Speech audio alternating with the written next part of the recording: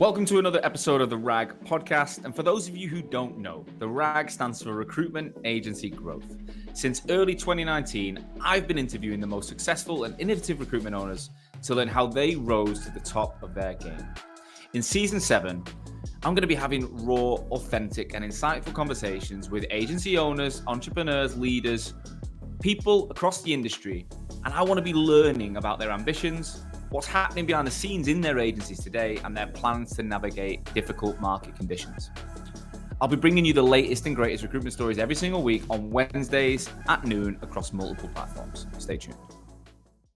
Hello and welcome back to another episode of the RAG podcast. On this week's show, I'm super excited to be joined by Oliver Legg, the co-founder of Aspiron Search, a specialist headhunter in the cybersecurity market, operating from the UK, but placing people all over the US. What I love about this episode is we tell the story of Oliver going from regional sales manager for a home security installation company 7 years ago to his journey as a recruiter and a top biller in the business to launching his own agency in the pandemic, thinking, what have I got to lose? Then now almost 3 years in, generating over £1 million a year with a team of 5, doing it in a modern way. Their podcast alone last year made them $320,000 in net fee income, and it's only going one way. So if you're looking at growing your business or launching your own business and you want to hear from someone who didn't start too long ago, but is having an amazing journey, then you've got to listen to this. Without further ado, Oliver, welcome to the RAG podcast. Good to be here. Thanks for inviting me on, Sean, after a few months of trying to get it in. Mate, I think we started conversations was it October, November last year or something to do this?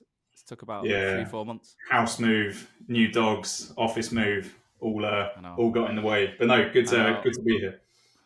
Throwing my baby in the mix as well, and we've all had it. We've had it all to deal with. So look, no worries, mate. No pressure, but we better make this good. All right, people are going to be listening now, thinking this better be good. So, thanks so much for taking the time. I've done a brief introduction, Ollie, but I can't do it justice, right? So do me a favor. Before we tell the story, just give us the bird's eye view of Aspiron today. Like, what you guys are, how many people, locations, that kind of stuff, and then we'll tell the story. Yeah, sure. So Aspiron is a UK-based cybersecurity search business. So although we're UK-based, solely focused on the Northern American market. We are 5 people right now, very soon to be 7. Relocated down to the sunny south coast down in Bournemouth. So you 5 people, soon to be 7, all in Bournemouth? No, so 2 of those are pretty much fully remote, and then one of them is going to be like 2 days a week in the office. So right. Yeah, we're kind of working out how to run a half office based, half remote business, but it's been going okay for the last 6 months since we started doing that. It's definitely a challenge that I see across the industry, this hybrid way of working. I think one thing about my business, Hoxo, is that we just went remote and we stuck to it, which I think's been easier. It's a bit like if you stayed in the office. I think when you commit to one thing, you are. But when you're trying to balance it, it's challenging. We'll get into that. So, Ollie, tell me about your journey getting into recruitment, because you recruit security and you had a bit of a play in the security market. It wasn't quite the same as what you recruit, I don't think, but you started life, was it knocking on doors and selling security to home installations or something? Yeah, I was selling home security alarms it was about 4 years.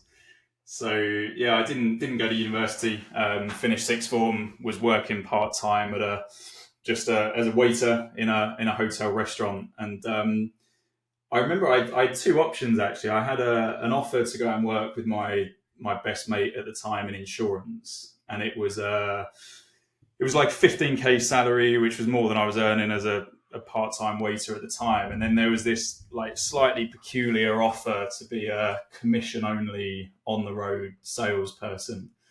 And I was like, I'll take the chance. They've promised the ability to earn a grand a week on average. I was like, well, at 19, living at home, I can take the risk.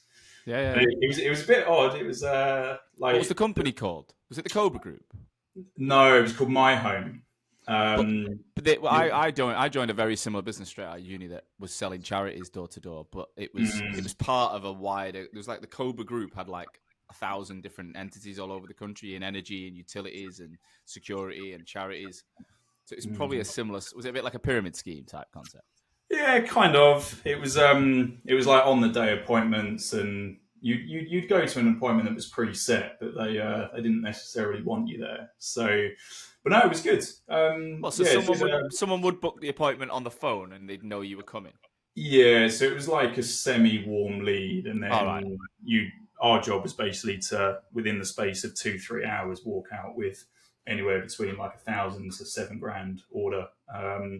Do like 3 appointments a day, driving all over the southeast, getting home at like 1-2 a.m. in the morning sometimes. But no, it was good. Yeah, 4 years of that. You definitely learned the art of getting over rejection and was it life on the road like David Brent style, eating pasties on the side of a motorway? Yeah, acoustic guitar in the back as well. So no, it was good though. It was it definitely kind of set the tone for like some form of sales career. And how did you perform in that job? And what was the commission like? Yeah, it was good. Yeah, it was commission only, so you'd get 50 quid a week to cover your fuel. Other than that, it was pure commission. If you sold a £7,000 deal, then you'd get paid the best part of £1,000 2 weeks later. So right. It was good. Yeah, I was like 19, earning like 60-70k a year straight out of school. So it was it was good fun. It was a laugh as well. But you know, I actually interviewed for a job doing very similar. I don't know if it was like windows. I think it was more like patio doors or something. But it was in Doncaster. You get a car, very similar. Have you seen White Gold? Knocking on door. Is that a TV show or a film? Yeah, about double glazing salesman back in like. I haven't seen it. Is it good? Yeah, it's on iPlayer. It's like really similar to that. It was it was good. So, what made you stop doing that? If you're making that kind of money at 19 and you did it till you're 23, what was the story there? How did you? Why would you change a 60-70k job at that age?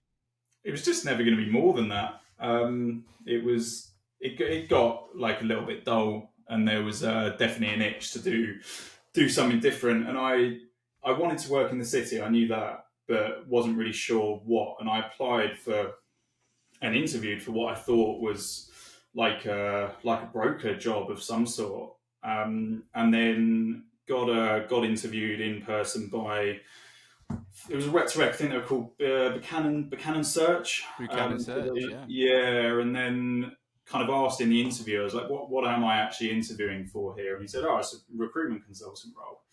And then, yeah, he got me in front of 4 firms within like 2-3 days, met all 4, was immediately drawn to a company called Iceberg, who were at the time like a 5-6 person firm, focused on the security market. Loved the idea that they were start up and early and in something I didn't know anything about and what felt like quite a cool market. So joined them about 3 weeks later. Did you think security was going to be what you knew, or did you realise really quickly? I had no idea.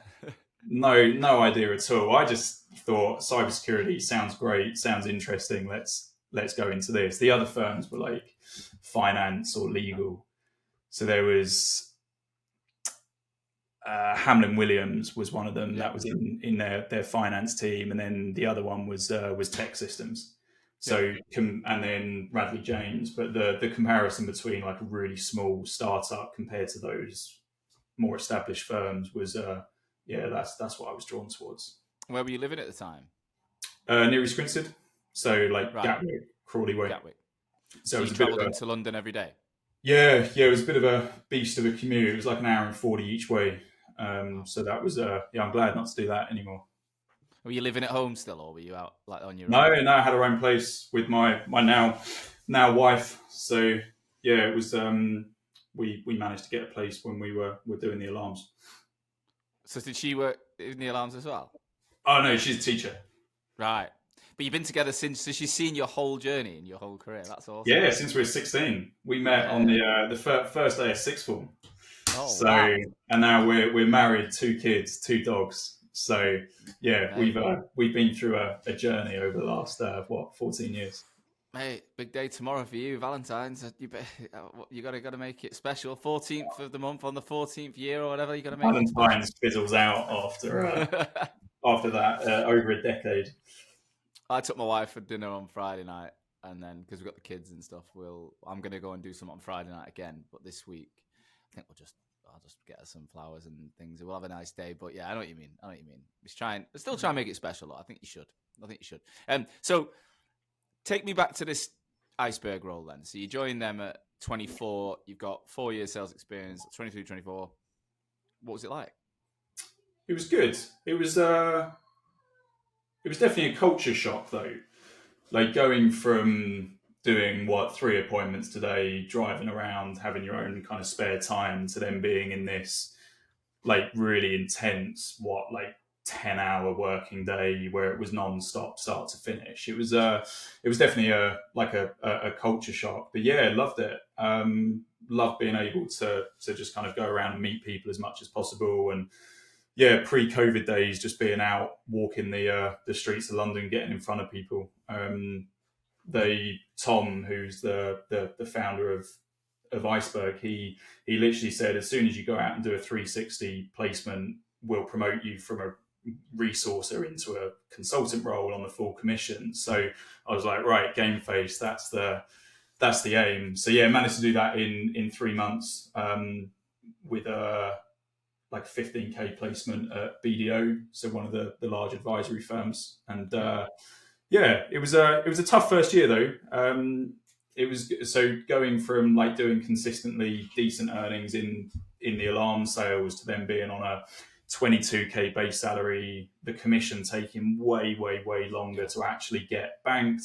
There were definitely some moments where I was like, I kind of have to leave, because we were spending about 1,200 quid a month from our savings just to pay the bills, because it was like a 70% pay drop in the first year. So yeah, there were definitely some moments, but I saw the potential of it. I was like, no, as long as we can stick it out for a few more months, then it will come good. What was it? Was the cyber firms in London? So you were able to book the old school, give them a call, book a meeting, try and get in front of them. Was that the style of how you worked? So it was more placing technical security people at enterprise businesses. So we used to do a lot in law firms. We then did quite a lot in consultancies. There were some financial service things, and then just general, mid-enterprise, mid-market businesses and above, really. So obviously London is absolutely full of that. So yeah, it was just I do now that we purely focus on the US market. I definitely miss that ability to be out on coffees 4 or 5 times a day and just know that some of them are going to convert into clients. So yeah, that's how I used to work. It's exactly and it's changed now.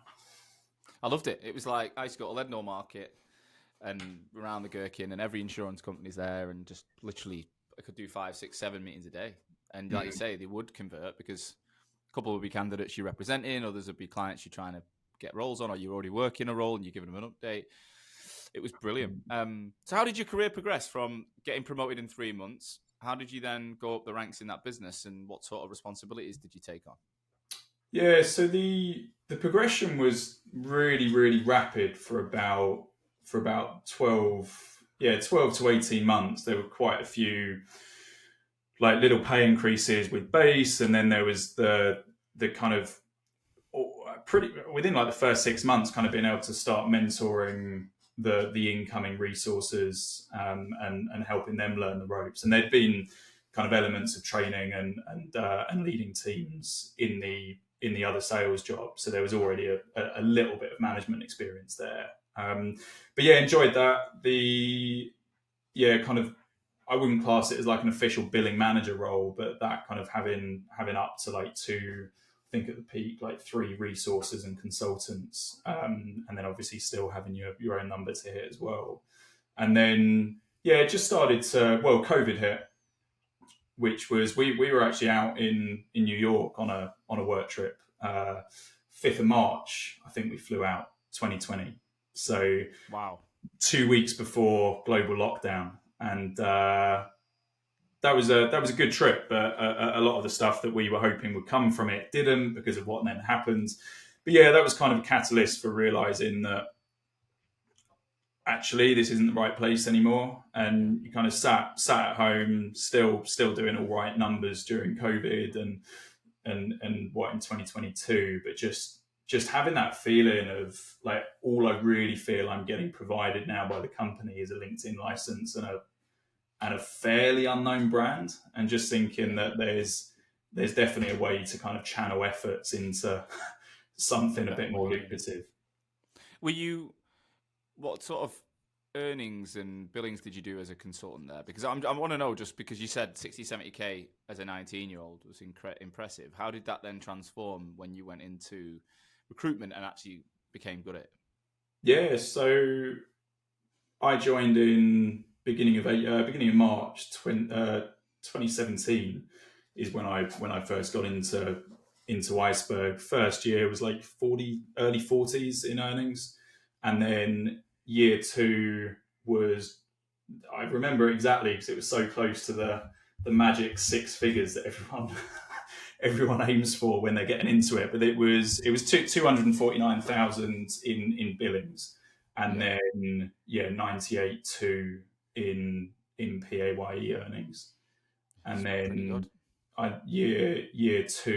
full year two was just over 300 in billings, which I never deemed as being like jaw dropping. It was good in comparison to what the business was, but my now co-founder Joe, we were always just kind of bouncing between the 1 and 2 spot, but it was only in a 6-7 person business. So yeah, but you're still making over 6 figures, right? So you've gone and professionalized your job a little bit more, solidified it. I suppose it's a bit different than just getting in a car and commission only like that. I do think that would be a bit demoralizing over a period of time. And then now you're dealing with people across the city. You've got a client base, and you're making over 6 figures. It's pretty cool. So Joe, what was Joe's role? Was he billing the exact same stuff as you in terms of same roles? Was he contract? How did you split it up? Yeah, it was really similar. So we were 99% perm. There was literally like a handful of contract deals that got done. Joe focused a lot on the something called like the OT security space, like industrial cybersecurity.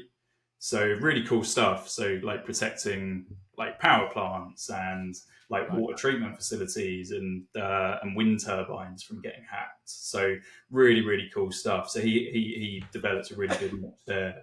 And then I was doing a lot of legal technology, which kind of stemmed from doing forensics, which stemmed from cybersecurity. So there was quite a lot of that, and then a lot of what they call like offensive security. So actual kind of legal hacking, essentially. So testing and then breaking company systems. So yeah, it was interesting stuff. Oh, and then so you get to the pandemic, you go to New York. Did you struggle getting back from New York at that time, or was it like panic stations to get to the airport? No, it was like 2 weeks before the UK's lockdown happened. So there was no issues getting back, but there was a couple of offices that were saying, "Oh, we're not taking international travellers, people that have travelled internationally into our office buildings." So there was definitely like something in the air. Yeah, I remember that 2 weeks really well, because we had our third birthday as a Hoxo. We had one of my team had just been to Italy at the day before, and he got back the day before, and we didn't let him come to the party. And he sent us like this massive list of reasons why, the World Health Organization said he should be there and all this stuff. And we were like, we didn't think it was this major problem, but we're like, you know what, we're just taking advice, and we think it's best you don't come. And then Italy was the epicenter. Yeah, of it, that was the one. And then I was on the RAG podcast with people, and if you listen back to an episode I did with Ben Alexander, which was horrific, just before, I'm like talking about it as if it's going to be like 2 weeks off. But it's funny how like we had no idea what to expect. So you get home, you get locked down, and that changed the way you thought.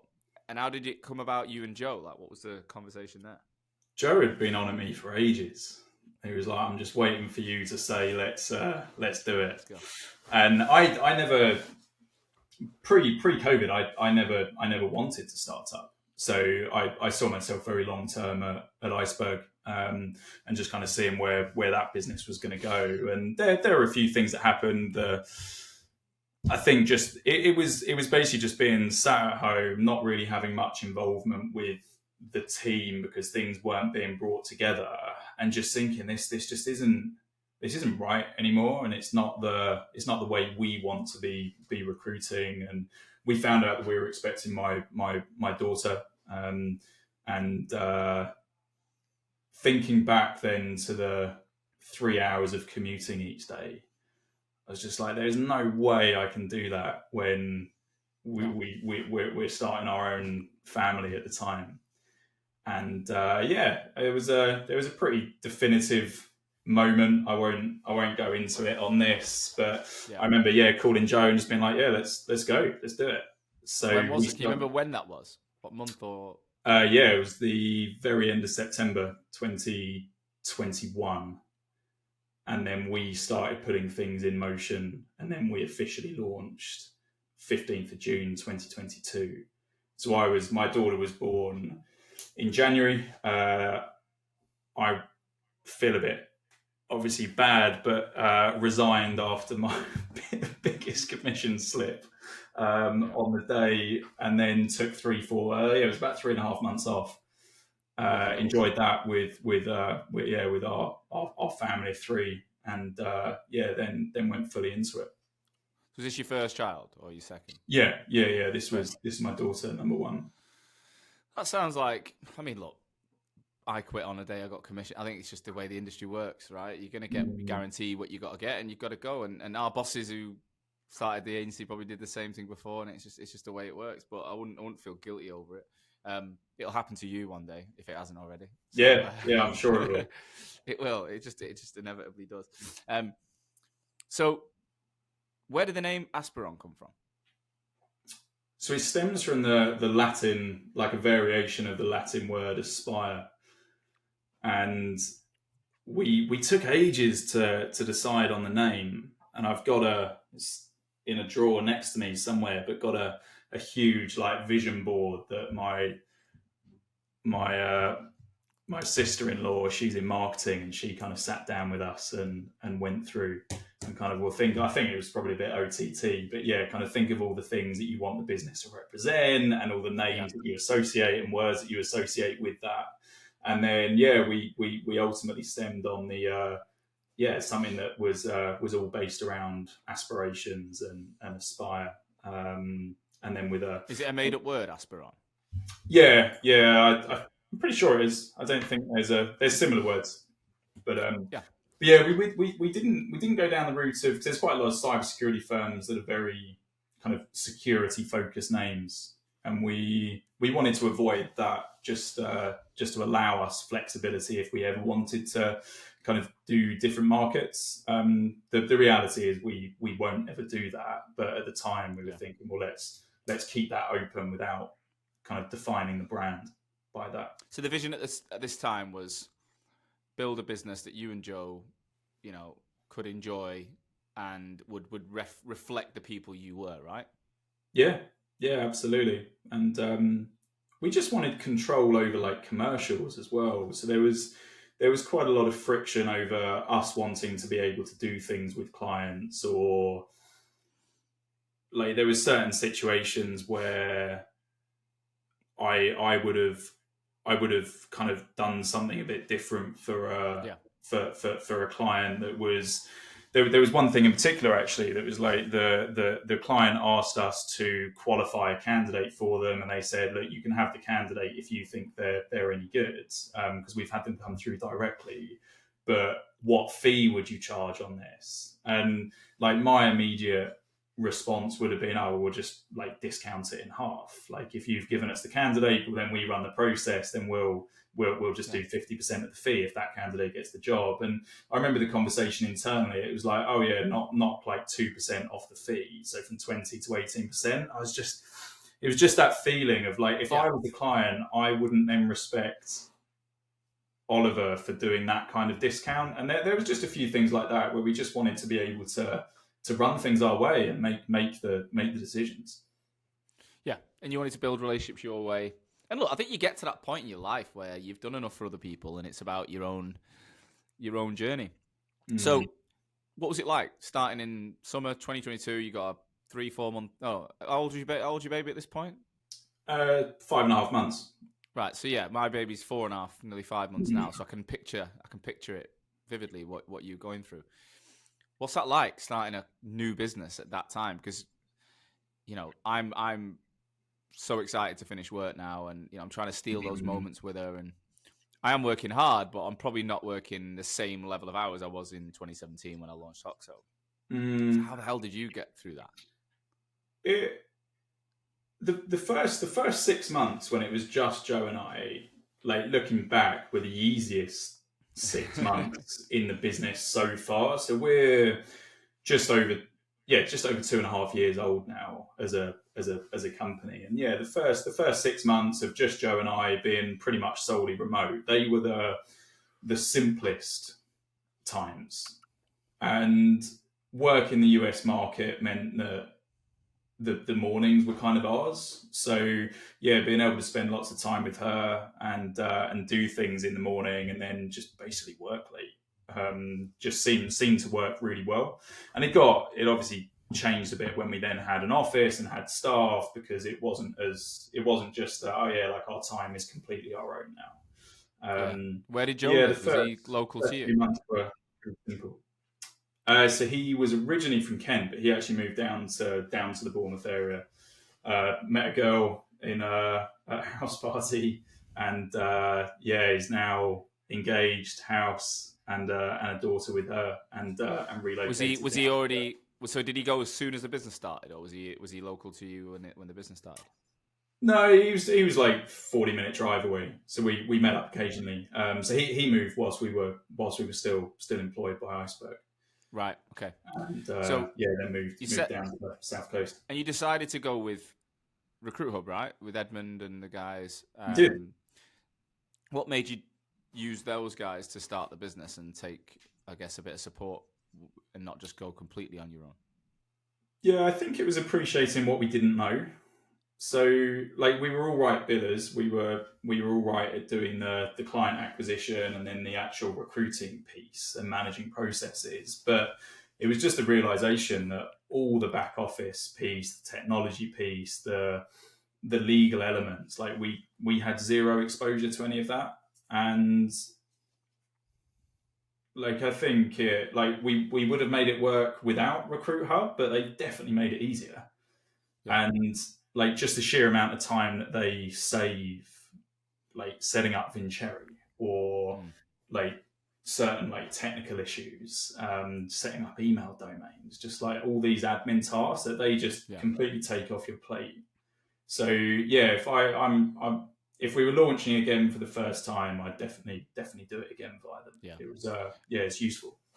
And in terms of support and guidance, just being able to ask the network questions and know that you're not alone, I guess that'd be a nice feeling as well. Yeah, some useful people in the network.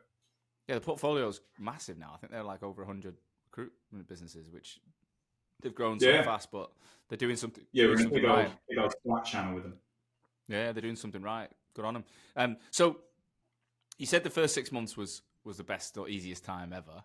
What did you guys generate revenue in that first 6 months? Were you profitable and billing? Yeah, we did over $600,000 in the first 6 months. So Joe won a 5-role retainer. He actually won it the week before the business was like legally incorporated. So we had a really, really good start working on a fantastic project from day one. And then we kind of build a bit of a business around that. It was all in the automotive security space. So there's a company out in the Bay Area in San Francisco that has like robotic driverless cars delivering like Domino's pizza and groceries to people's doors.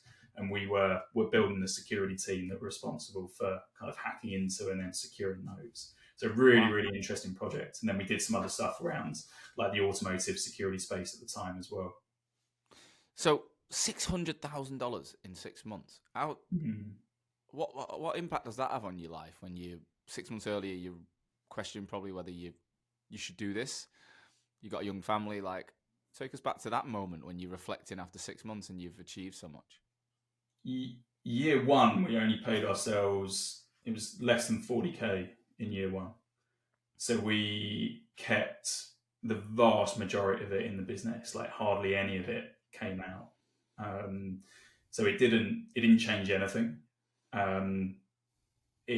If anything, it was just that kind of comfortable, well, more than comfortable cushion in the business that, like, right, we're doing something right. We've now got the cash to start growing.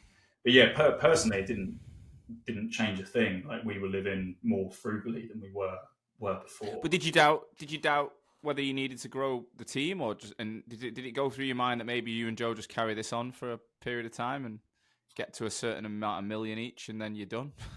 No, not at the time. That thought definitely came across my mind at the start of last year. Yeah, I was thinking, oh, fuck it, it'll be easier if we just went back to the first 6 months and was just Joe and I. But that was a pretty fleeting thought. So how did it? We always wanted to grow. How did the growth plan go then? So you get that period of time, just you two. What was the strategy around growing the team?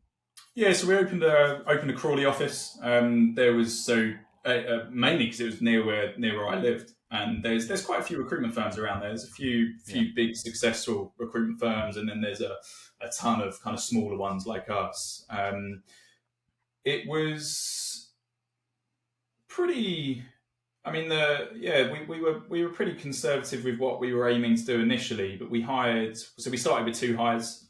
They joined us on it was like the 3rd of January 2021. One of those hires left 9 days later, so that was a bit of a what have we done wrong to not support this person? I think that. It turned out that she was actually one of my neighbours. It was my neighbour's sister, which we found out like a week later after she'd joined. And the reality is that it just wasn't the right thing for her. Yeah. But that was definitely a bit of a shock, and there was then like a lot of doubt in terms of like what have we done that's made this situation happen. But yeah, and then we hired a few more in the first 6 months. We finished our first full year, full calendar year on, it was eight people. And there was then, it was at the very end of that real boom market. So kind of 2022, where everyone was absolutely flying. And I think a bit of ego hiring definitely creeped in, because like every recruitment firm was growing, every recruitment firm was hiring significantly and on face value kind of doing incredibly well. And I think we then brought some people in that shouldn't have made the cut. Kind of our bar definitely lowered when we were bringing people on at the start of last year. And then obviously what happened to the market happens. The tech market went through a lot of shit, a lot of difficulties. It was pretty clear that we'd lowered our hiring standards when we were. I'm just going back on. I've just checked LinkedIn, so I think you got your dates wrong. Actually, you started it in 21, right? Not 2022. You said you quit in September 21, and then you started in January 22. Was it? So we launched the business in June 2021. 21. That's it. So it was September 2020 that you decided, right, we need to plan this now, right? So yeah, we're a year earlier than we said earlier in the podcast. Just want to clarify that if anyone's thinking these dates don't add up. So 2020 pandemic, you start the next year, and that makes sense because the boom time was from mid 21 to sort of end of 22, wasn't it? It was incredible. So you start hiring that was a good time to launch a recruitment firm. And amazing. Sure. No wonder that $600,000 was there. But no, it was a great time. I'm interrupting today's episode to give you a message from our brand new sponsor. Now, this company are called Untapped, and everyone knows that Hoxo, through this podcast, I've explained that we've built our team internationally, heavily in South Africa, okay? And I get questions all the time from clients and people who listen to the show, like, how have you done it? What was the process, etc. Well, I've partnered with a business that can ultimately reveal it all, share it all, and help you do the same, right? Because look, it's been a tricky year for the sector, and many of people through uncertain times have had to streamline operations. However, accessing low-cost resources internationally has proven to be a bit of a cheat code for some people, including Hoxo. But anyone who's tried it, like us, it's very difficult. A lot of work, process to get it right. So this company, Untapped, are one of the hottest companies in the market. They've helped Hoxo. They're helping our clients. And they specifically look at companies in the UK, US, Middle East, and Australia transition to using remote individuals and building full offshore sourcing and recruitment solutions. So they source talent pools from places like South Africa and the Philippines. And we're talking about experienced talent here. We're not talking about graduates with no experience. This is like people with 3 to 5 years recruitment experience, and integrate them into your UK team. Okay. So they work remotely, but plug into your UK team. They put around 3,000 candidates per month through an intense 4-stage interview and online testing process to find the top 1% or 30 people and secure these people for work with recruitment agencies like yourself. All candidates are benchmarked against UK competency frameworks and the way in which you would hire in the UK. So we're not talking about cheap for the sake of being cheap. We're talking about international, experienced people just living in lower cost locations. So it's a really simple process. If you want to work with these guys, you pay a deposit to kick off their search. They then provide a candidate shortlist in 14 days. And then you can put people through your own process to hire them permanently, or there's a freelance option. So if you just want to try before you buy, they can employ them. You pay a daily rate and it's a freelance option. Untapped are totally transparent with all the salaries and fees. But, we're talking about you'll still pay about 70% less than a UK equivalent in that role. So it's a no-brainer to complement your existing team, to handle surplus demand and ease cost pressures. If you're not using this to rip up your business and rebuild it with global resources, then you're probably going to fall behind eventually. So due to demand and capacity, they're only operating on a waiting list right now. So if you want to be part of their waiting list, go to www.tryuntapped.com. Okay, www.tryuntapped.com and check out their information. Make sure you say that you listen to the RAG podcast, because they'll do you a very special deal as well. Right. Go and check them out. Back to the show. So you're growing the team in 2022 then. And you said there was challenges there. That was what was the plan for people? So there's so many ways you can skin the cat. You can do resources working for your jobs. You can do 360 from day one. How did you guys approach the onboarding and the plan for new people? Yeah, so we always wanted to hire 360 consultants. That was always the goal. And I think, again, coming down back to what 2022 was like, in some ways, it was a great year for people to get their first roles in the recruitment industry, because it was definitely easier to win clients than it ever had been before. Yeah. But then in a lot of ways, it was the worst possible time for someone to get into the industry, because I think it was a slightly inflated misconception of what the job and what the industry was like. And we've been speaking to kind of a lot of recruiters that over the last few months that joined the industry during that time, and there's quite a few that quite quickly became the top generators and the top billers in their teams or their companies, despite being a year or even less in the industry. And the moment last year started, it's then that realization of actually this is harder than I thought it was going to be, and then the cracks start to show because clients' expectations were lower. Now we're, I'd say, closer to a normal market.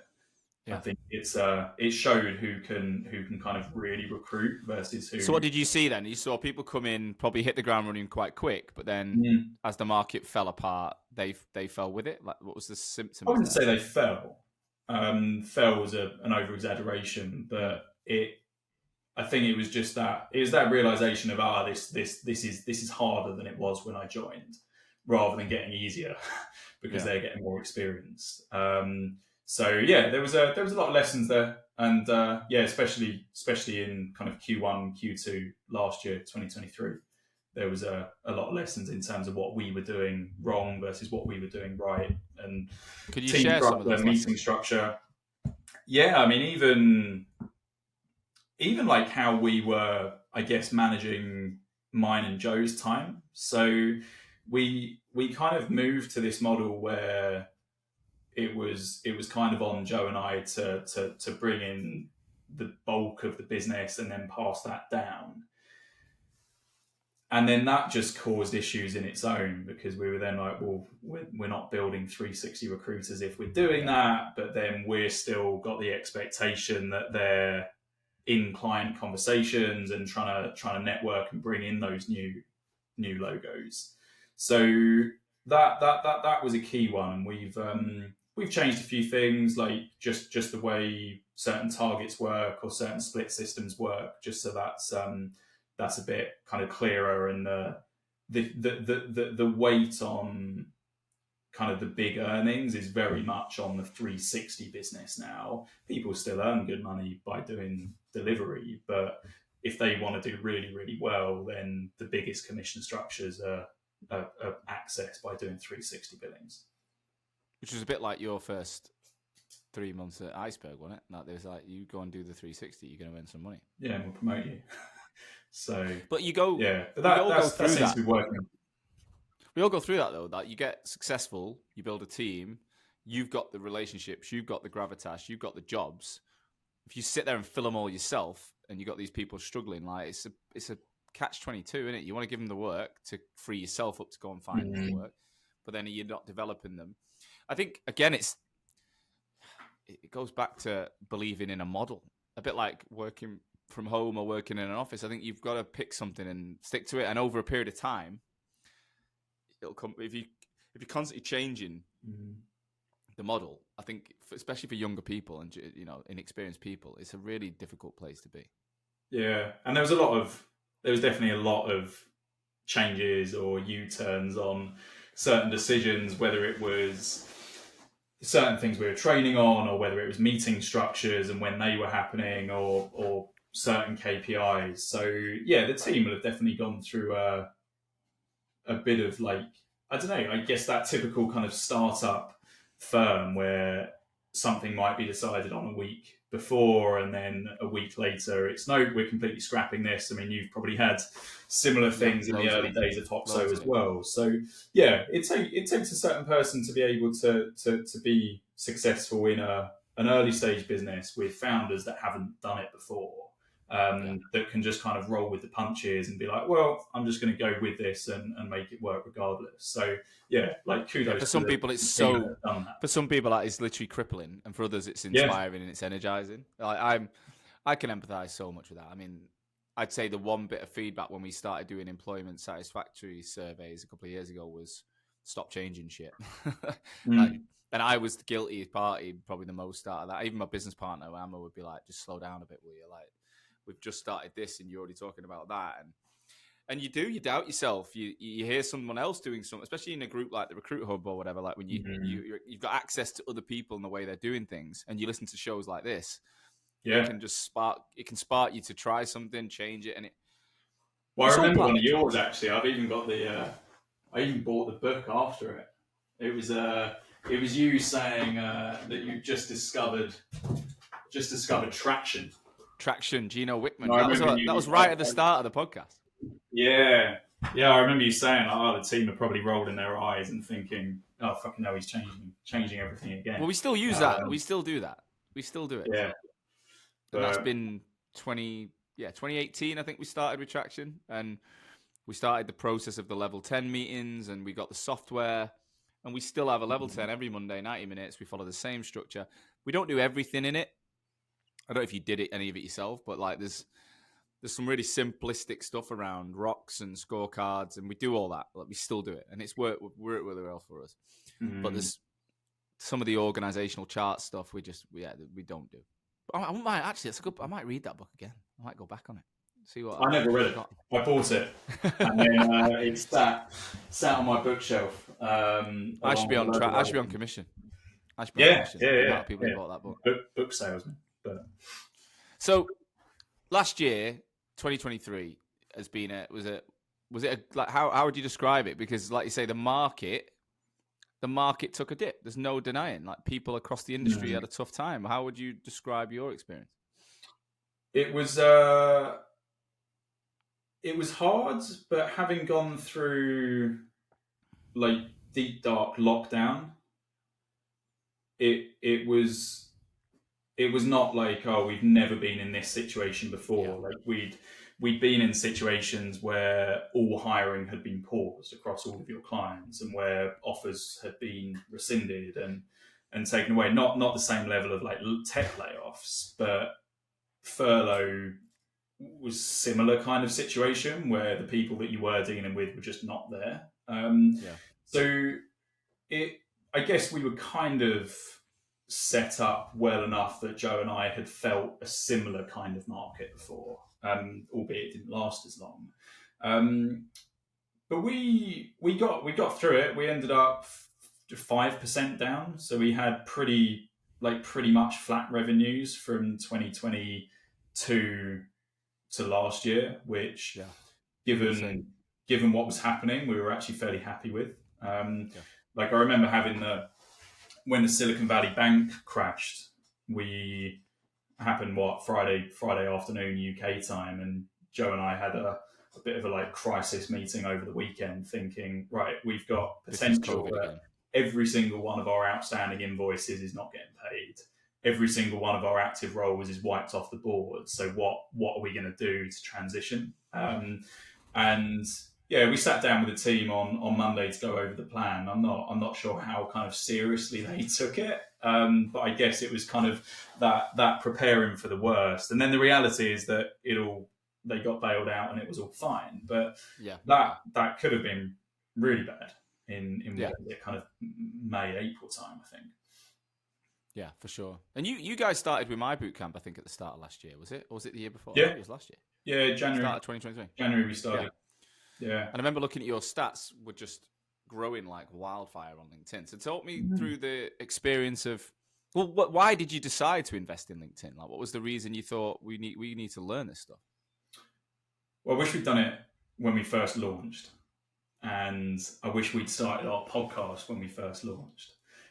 Because, I mean, you've got in the security market, there's a couple of really prominent like names on LinkedIn. You've had Stu Mitchell on, him being one of the main ones in there. We're in a slightly different area of security to Stu. We're vendor focused, but still the same industry. And it's where most of his business comes from. So that's obviously one of the drivers is just thinking, well, how can we maximize our visibility? But yeah, it was good.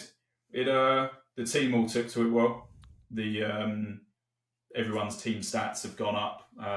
It was a good year to kind of be posting and kind of giving out advice and almost being like that sounding board, just because there was a lot of stuff to relate to with all the layoffs and all the tougher times that candidates were going through. So I think there was a lot of good reception from candidates in terms of, oh, these are people that we can kind of feel like we can trust and relate to.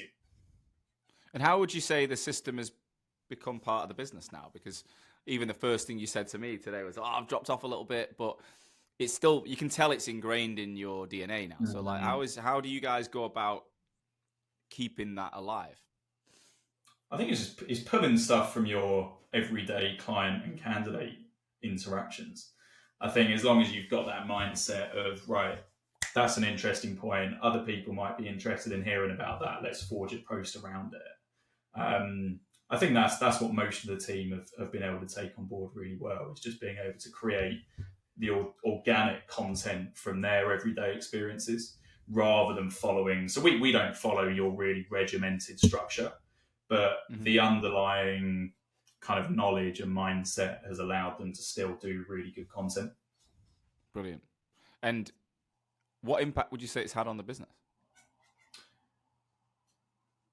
In terms of actual inbound clients that have proactively messaged us, we've only ever had one. That turned into an $82,000 project with 3 hires. So there was that came from it. So that was immediately ROI. But if you were to try and track like the indirect benefit and ROI, it would obviously be huge. And it kind of ties into the podcast that we run. We worked out last year that it was about $320,000 of NFI came directly from clients that have been won from our podcast. Yeah. So that's a really good revenue stream for us, and something that we're kind of doubling down on this year as well. Exciting, love it. So you're coming to the end of year 3, is it? Is it year 3? Yeah, in June. Yeah, June will be the end of year 3. So, if we're going to look back on that 3-year journey, then what would you say are for anyone else who's thinking of starting a business today? Let's give us your top 3 things that you'd say you've got to think about, or you from actual practical learnings. What would people take from it? Just go for it. if you want to do it, then just do it. Stop umming and ahhing around it. It's also a bit because companies like Recruit Hub and there's others out there, because they make it so easy to launch a business. I think there's definitely this potential feeling that the whole thing is easy, and it's not. Whether that's I'm now completely on. I mean, I wasn't completely on my own because I've got Joe, but whether it's we now don't have the infrastructure or support of an actual recruitment business behind us, or even just the colleagues and teams that you've been used to speaking to day in, day out for months or however many years, that can definitely play into it. I know a lot of solo founders that definitely talk about like the loneliness of it. But that's where companies like Recruit Hub are great, because you've got a network that you can tap into. Yeah. So yeah, I think not having the expectation that it's gonna be easy. But as long as you appreciate that, then you're not setting yourself up for failure. You know your work's going to be cut out. And then I'd say just try and reinvest back into the business, whether it's getting out on international travel, whether it's investing in different tools or tech stacks or marketing events in your industry. So that's something we do a lot of. We invest a ton into travel. We've got events that we're sponsoring this year. We hold a lot of dinners, a lot of roundtables, all to get out there in front of the industry and develop our name in the VC community as well. So it's about starting quickly when you've got that, you've got the desire. Just get started. There's plenty of support out there for you. Don't expect it to be easy. Like, expect the challenges that are going to come your way, but then invest back into the business. Yeah. Don't spend every penny on your life that comes in. I mean, I know a couple of businesses that they have zero balance sheet because they're bringing in $100,000 a month and they're spending 99 of it, and it's like, you're not going anywhere. Whereas you guys are investing back into the people, into the business, into the training, as well as the travel, client development. It's awesome. So. Moving on to now then, you've recently took the plunge of moving yourself down to Bournemouth alongside Joe. So talk us through, we mentioned it offline before we started the show, but like, why did you do that? What were the symptoms in the business that meant you move your whole family and 2 kids, 2 dogs, wife to a complete 2 hours away? So some of it was just personal. We every weekend almost every weekend we were driving down to the beach. So we thought, well, why don't we just move to the beach instead? Yeah. So that was there was definitely a big kind of personal element of just wanting to change there.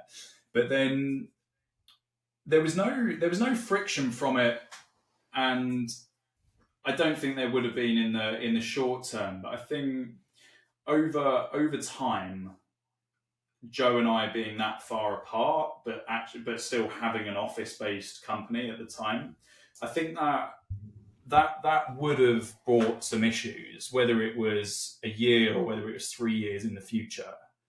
I think there definitely would have been some form of things that we would have needed to try and overcome from that.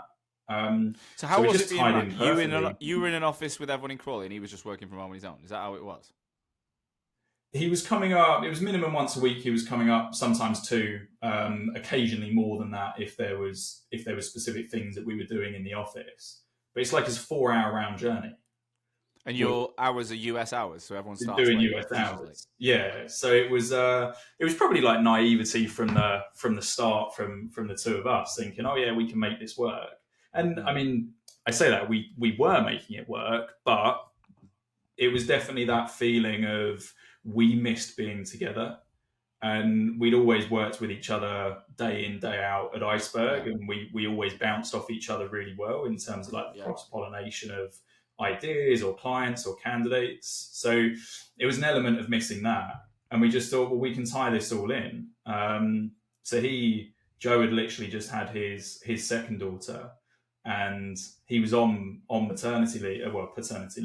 And I remember calling him and just saying, quick idea, how would you feel about shutting the Crawley office and reopening one down in Bournemouth and we move? And it was just this kind of complete, probably feeling of elation from him. Oh, wow. Thinking, oh, this is great. I don't have to do that drive anymore, and we can be kind of back together. So yeah. What did it mean for the people in the team?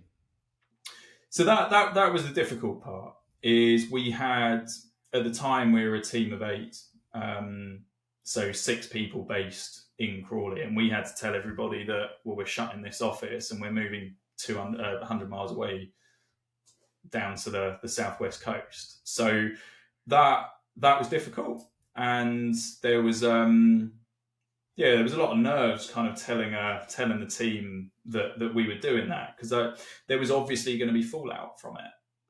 You're telling people that what they've been used to working in and the environment isn't going to be there anymore. So that was tough, but it all worked out. It was the time when the market was, I'd say, at its lowest last year as well. So we had, in total, kind of 3 or 4 people from that team due to the move are no longer with us. But then we've got Tanya and Brody, who have kind of lived through thick and thin of decisions and U-turns and are still with us today and doing really well remotely. So once the move officially happened and the Crawley office shut, we had our best quarter in terms of NFI per head that the business has ever had. So there was a bit of a culture shift, but it's panned out well. So what's the current way of working then? Break it down. How do you currently, have you got an office? How does everyone work and in harmony at the minute? Yeah, so we do, the people that are near the office do 3 or 4 days in the office. So Wednesdays, Thursdays are normally remote. Tanya and Brody, who are the fully remote guys, they come and meet us once a quarter. So we had our first kind of Q, well, it was delayed because there was a couple of holidays in January, but we had our Q1 sales kickoff 2 weeks ago. And we do everything by Zoom. All internal team meetings are by Zoom, even if like 80% of the team are in the same room, because there's that. If I was sitting at home and there was loads of people sat around a table in person, and I was just on a screen, you'd feel left out. You wouldn't feel included. So that's something that we'll always do. As long as we've got remote people, we'll be doing remote Zoom meetings to keep that involvement. And I think there's just trying to celebrate all the successes publicly, or whether it's on Slack, whether it's on the morning stand-up meetings, is just making that really conscious effort to be all inclusive, whether it's fully remote people or whether it's hybrid in office people. So you've got everyone works a few days from home, so everyone's got a bit of that remote. It's like, it would be different, I think, if you had 5 days a week office Bournemouth and fully remote. That'd feel very separate. And how? Yeah, I suppose if they're both in Crawley, do you think once Could you not do once a month rather than once a quarter that they could be in the office and come down to see you guys? Is that a potential We to thought about increase it that? when we originally made the decision to move. We initially thought, oh, well, you'll come down once a month, but it's just, I don't think there's the need for it. So if we're doing a much larger, much more significant quarterly SKO, then I feel that is more important than them just popping down once a Work week in an office. and almost doing it for the sake of being seen and being in that office. Whereas if we have a very thought out, planned sales kickoff, then it becomes a lot more meaningful doing it that way. And then we've got the international trips that happen kind of sporadically through the year as well. So we see people then. There's conferences that happen in London. So yeah, we'll see each other more than just that once a quarter. And in terms of the future, then, is it growing around the Bournemouth area? Is it that'll be where you attract talent from? Yes and no. So we're not particularly interested in hiring green recruiters right now. The people that we bring on board now need to bring experience, and whether they're office based or whether they're fully remote will depend on how much experience they bring. So we're very keen to be able to attract fully remote but also very highly experienced cybersecurity billers to the business. But then, like, we've got a chap starting next week who lives about 2 hours away, has a 1.5 year cybersecurity experience. So he'll be in the office twice a week. We'll pay for his accommodation. And then the rest of the time he'll be remote. But that 2 days with the experience he brings is enough for us to really help develop and influence kind of how well he performs. So yeah, it'll definitely be interesting to see how it works out over the next kind of 2 years and how well we've aced. And has there been any impact of you two being together? Have you felt any noticeable change of being around Joe more? Yeah, it's great. He's I don't know if you've met Joe, but he's got No, I've not. an infectious ADHD energy that you can't really avoid. So yeah, no, it's great. Yeah, I've it's like missed being around him. So hopefully, Yeah, it reminds me of me and Emma. He lives in the Cotswolds now, and I'm in Sheffield, and our business is remote, right? So I'm seeing him on Saturday. We probably try and do a meetup once a month, but it's not every month, and it is tricky, like, because we work together and live together for 20 years. So it's like I do miss that, but getting him to move house and me to move house now after we've both just got mortgages a year ago, I don't think that's not happening anytime soon for us. Yeah. But what my plan this year, so Hoxo went on a massive change last year. Like we started the year with 38 people and finished it with 14. So that sounds like a terrible year. Now, in reality, there was partly that was down to underperformance in certain areas of the business, but strategically, that was because we didn't want the business to be that anymore. Like we didn't want to be a marketing branding agency that delivered loads of work for people. We wanted to double down on the investment in training and coaching and build that academy program. So we didn't need the people we had. But we've now got this wicked team, which is 14, based around the UK, South Africa, Europe, and we can meet. Like we're all meeting in, pretty much all of us are going to be in London in March for the expo. Be flying people in from South Africa. We're going to meet again in the summer. I'm going to be in London once a month now. I'm thinking of bringing the podcast back to be in person as well. That's a plan for Q2. I feel like this year we've got this energy. It's got this like light and energy about it that I kind of feel from you in a way. It's a completely different set of circumstances, but similarly, I don't really know what this year will bring, but I'm super excited by it. Like the team, if you compare the individuals that are in the business today compared to where we were at last year, there's less people, but each person they're just such a higher caliber. So yeah, well-rounded. We had these goals of finishing 2023 on like 16 heads that we wanted to finish the year on. And now we don't have any headcount plans. We've got no plans to reach X headcount, because then I'll feel like, well, especially given the area that we're based in, we'll be forcing hires to hit a headcount goal. Whereas we can hire people tomorrow if they fit the right criteria. Like the chap that we've got starting on Monday, he's someone I'd been speaking to for a while. He messaged me randomly on LinkedIn a few weeks ago, and it was like, yeah, great, this is going to work. Let's get you on board, and things are going to fly. So yeah, there's this kind of quiet excitement, I think, from the team that it's gonna be a big year for everyone. And what are your goals then? So what are you, if it's not headcount, what are you trying to achieve in 2024? And if we brought you back in a year's time, what would we be hopefully saying happened? Yeah, so we've got our NFI figure.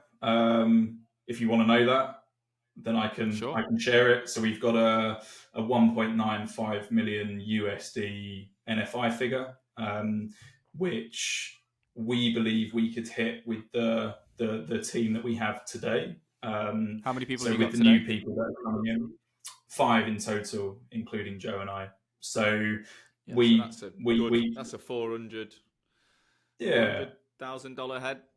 I mean, that's pretty cool year. If you got that, that'd be a pretty epic year, wouldn't it? Yeah, and it's all dollars, so it's not pounds. So all the figures we talk about are dollars, but what is that in pounds? About 1.7. About 1.6, yeah, 1.6. ish. Depends if Liz Truss comes back and crashes the pound. That was a good time to transfer dollars. But yeah, so we genuinely believe that we'll be hitting that and exceeding that, especially with the people that are coming in. We've got a lot of goals around the podcast and the events that we're going to be holding and sponsoring.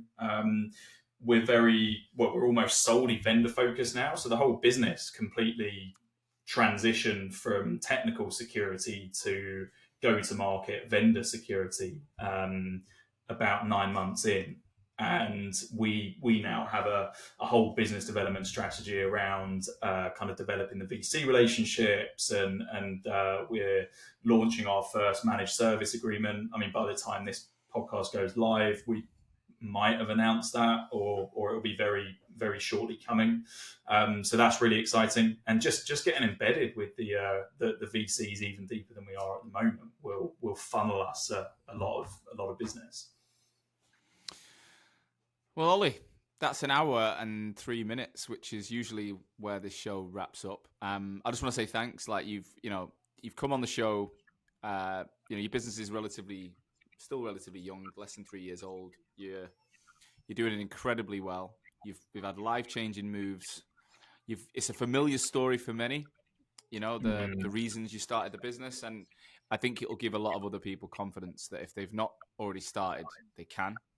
And if they have started, that, they're in a similar boat. So well done. And I'd love to get you back on. If we can kind of mentally book that in for early next year. Let's see. And hopefully it'll be in London. We'll be sat down in a studio and do. You have to come down to the beach. We'll get deck chairs and Coronas on the beach with the camera set up. I'd love to do it that way. The only reason, I just don't think I'd be around my family very often if I went to everyone else's locations. But we never know. That might be part of the plan for the RAG. Mate, thanks so much. Good luck with everything, and we'll get you back on in the future, okay? Awesome. Cheers, Sean. Thanks for having me on. Thank you as always for listening to today's show. I truly hope that you got value from it. Honestly, it's the only reason I take time every week to ensure that my audience, you guys, future and existing recruitment owners, you're learning from each other to make this industry that I love so much stronger. And today's episode is brought to you by my business, Hoxo. I'm the CEO and founder, and we're on a mission to help brand recruitment agencies and their people better. I want to help people have the tools to stand out in the most competitive markets in the world.